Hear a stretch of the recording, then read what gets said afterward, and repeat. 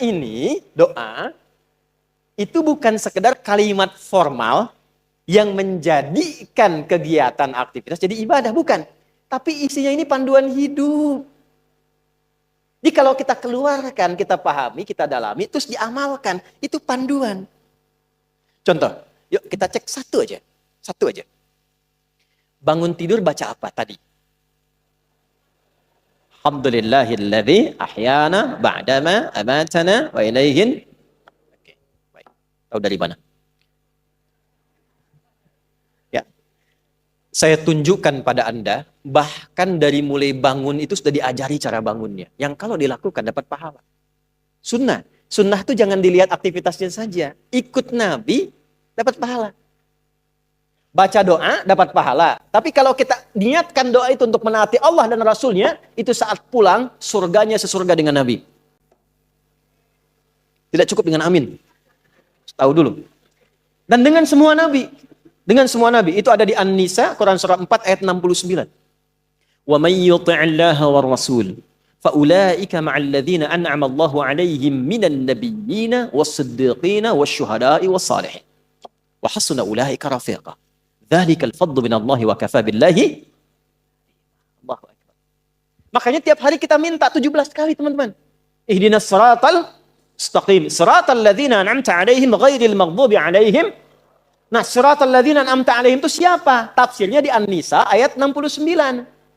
Wa may yuti'illaha war rasul fa ulaika ma'al ladzina an'ama Allahu 'alaihim. Kita minta, ya Allah, siratal ladzina an'amta 'alaihim, kata Allah, ma'al ladzina an'ama Allahu 'alaihim. Siapa mereka? Minan nabiyyina was-siddiqina wasyuhada'i was-salihin. Ada orang yang di surga ditempatkan oleh Allah sesurga dengan semua nabi yang pernah bertugas di bumi. Masya Allah, ketemu lagi di surga. Antum di mana? Depan saya Kiai Fulan, belakang saya Ustadz Fulan. Kalau antum di mana? Saya biasa aja. Masya Allah. Ya, depan saya Nabi Ibrahim. Belakang saya Nabi Musa.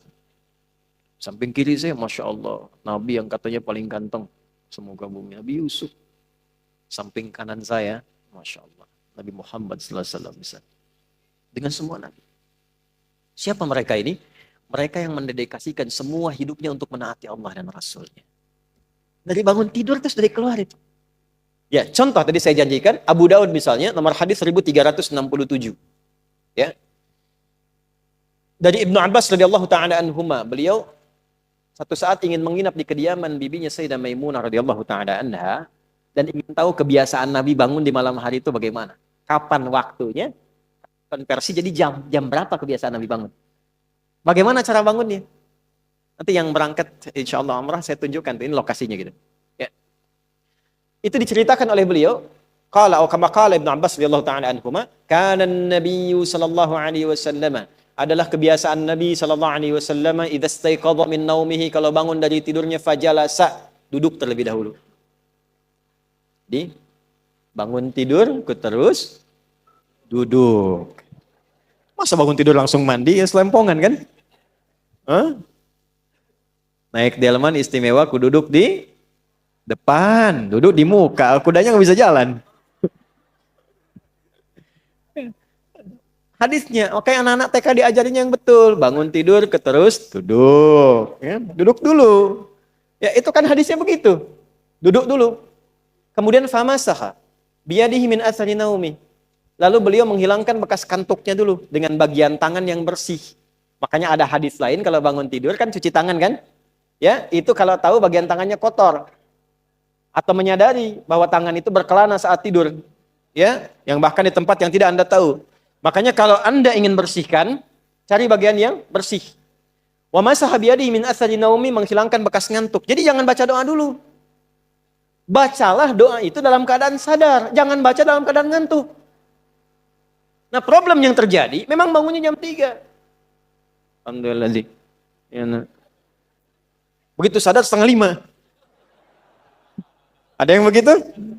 Nah, ini banyak wajahnya tuh. Antum pasang alarm 3 kali kan?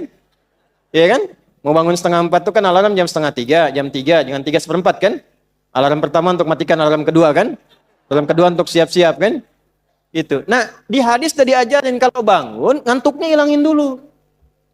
Kalau nyambung ke sebelumnya tuh luar biasa. Atur waktu Jangan terlalu lama untuk istirahat itu, jangan begadang kecuali ada perlunya. Betul, itu narasi hadis. Begadang jangan begadang. Begadang boleh kalau ada. Kapan Nabi bergadang? Kalau ada perlunya. Ya, diskusi dengan istri membahas sekilas tentang kehidupan rumah tangga. Ada sahabat minta fatwa, Nabi balas. Setelah itu kalau nggak ada masalah, sudah Nabi selesai istirahat. Ba'da isya, sebentar istirahat. Jadi teratur waktunya. Sehingga potensi ngantuknya bisa ditekan. Nah kalau bangun kemudian hilangkan bekas ngantuk, duduk sejak hilangkan bekas ngantuk, baru kemudian membaca. Apa yang dibaca? Ada ayatnya, ada hadisnya. Jadi bangun tidur itu sudah ada ayat. 11 ayat penutup surah Ali Imran. Dari surah ketiga ayat 190 sampai ayat 200. Inna fi khalqis samawati wal ardi wa ikhtilafil laili wan nahari la ayatin li ulil alladzina yadhkuruna Allah qiyaman wa qu'udan wa 'ala wa yatafakkaruna fi khalqis samawati wal ardi rabbana ma khalaqta hadza batila subhanaka faqina. Catat ini ya. Saya sampaikan ini langsung kalau teman-teman ngaji tafsir dengan hadis dapat ini. Kalau antum biasakan baca ini, penutup Ali Imran ayat 190 sampai dengan 200 dan dipahami isinya, Allah akan jaga antum dari perbuatan maksiat selama hari itu. Satu. Yang kedua, membimbing antum untuk meningkatkan pengetahuan selama beraktivitas. Yang ketiga, dibimbing oleh Allah mengerjakan segala aktivitas yang mengantarkan pada ridha dan surganya. Itu makna yang Ali Imran di penutupnya itu. Makanya kalau benar paham ayat ini, nggak ada pelajar yang bangun kecuali pintar di hari itu. Karena di situ ada ayat-ayat untuk riset, untuk merenung, untuk berpikir. Nggak ada orang berbuat maksiat di hari itu. Karena ada ayat taubat di ayat itu. Mudah-mudahan nggak wafat dalam keadaan sedang maksiat. Sehingga terancam neraka.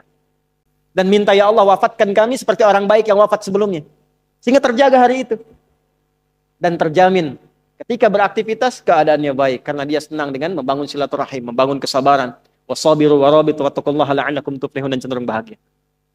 Nah, untuk mengawali doanya itu supaya komitmen, maka ditanamkan dalam dirinya satu komitmen kuat.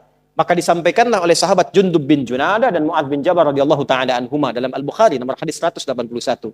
Keduanya mendapatkan doa dari Nabi sallallahu alaihi wasallam, faqala alhamdulillahilladzi ahyana ba'dama amatana wa ilaihin.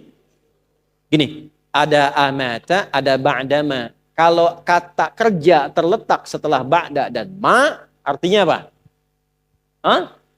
Artinya pekerjaan itu tidak terjadi. Jelas? Tapi yang terjadi adalah inspirasi dari aktivitas itu untuk aktivitas yang lain. Perhatikan. Alhamdulillahilladzi ahyana ba'dama amatana. Setelah ada kata ba'dama, ada amatana. Ya Allah, terima kasih. Engkau memberikan kesempatan kepada hidup di hari ini. Walaupun mungkin bila datang ajal itu engkau bisa wafatkan aku dalam tidur tadi. Cuma wafatnya nggak terjadi karena belum tiba ajal. Wa ilaihin nusyur, nasyara itu artinya berpencar untuk kembali mencari bekal. Jadi kalau kita dari kampung datang ke kota nyari bekal buat pulang, itu penyebarannya disebut nasyara. Pulangnya disebut ada. Sifatnya id, waktunya mi'ad, tempatnya ma'ad. Tempat kita pulang disebut ma'ad. Innalladzi farada 'alaikal Qur'ana laradduka ila ma'ad. Waktu pulangnya mi'ad. Innallaha la yukhliful mi'ad. Baik. Nah, kita bangun tidur berjanji sama Allah. Sifatnya nusyur. Wa ilaihin. Ya Allah, terima kasih. Engkau berikan kesempatan aku di hari ini menjalani kehidupan. Walaupun mungkin dalam tidur tadi, engkau bisa wafatkan kalau tiba ajalku. Tapi aku diberi kesempatan hidup saat ini sampai dengan ajalku. Maka aku berjanji ya Allah, sekarang aku akan mencari bekal supaya persiapan untuk pulang menghadapmu. Itulah wa ilaihin nusyur maknanya. Makanya sebelum tidur, sunnahnya istighfar. Untuk mengevaluasi kegiatan sebelumnya yang salah. Setelah itu merencanakan. Kalau hari ini tadi nggak jamaah, besok saya ingin jamaah. Kalau hari ini saya belum infak, besok ingin infak. Direncanakan malamnya. Fa idza faraghta wa ila rabbika. Tapi nggak tahu besok hidup atau enggak. Kita tawakal sama Allah. Yang penting sudah istighfar, sudah punya rencana. Istighfar yang dilakukan sebelum tidur membuat kita nikmat. Dan tawakal pada Allah sekalipun wafat. Ternyata Allah bangunkan lagi, kita katakan alhamdulillahilladzi ahyana ba'dama amatana. Terima kasih ya Allah yang telah menahan rohku saat tidur tadi, tidak mewafatkanku sebelum datang ajalku. Aku berjanji hari ini aku akan menyempurnakan amalku demi mencari bekal pulang. Pertanyaannya betul dicari nggak? Kok bisa ada orang baca doa bangun tidur, tapi aktivitas di hari itu bermaksiat? Katanya cari bekal, tapi bangun tidur sudah gibahin orang. Hah?